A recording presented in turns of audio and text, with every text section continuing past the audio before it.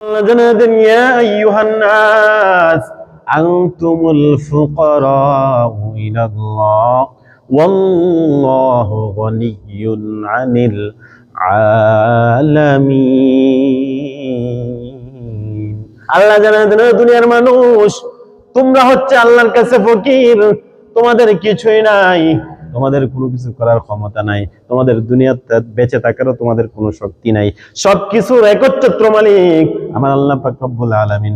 আল্লাহ বলেন আনতুমুল ফুকারা ইলাল্লাহ ওয়াল্লাহু গনিয়্যুন আনিল আলামিন।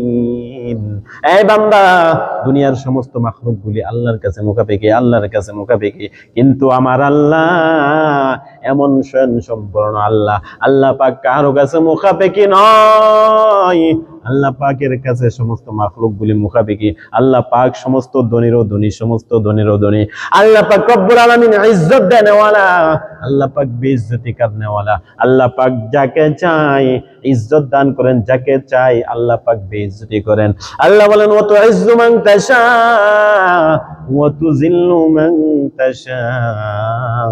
আমি আল্লাহ যাকে চাই ইজ্জত দান করি, আবার যে বেয়াদবি করে, আমি আল্লাহর সাথে নাফরমানি করে, ওই বান্দাটাকে ইজ্জতের চেয়ার থেকে নামাইয়া আমি আল্লাহ লাঞ্ছিত অপমানিত করি।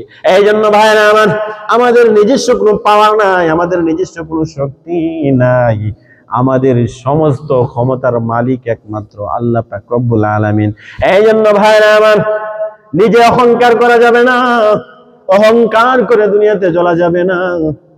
এমন ভাবে চলো, এমন ভাবে চলো যেমন তুমি একটা মুসাফির, তুমি একটা মুসাফির।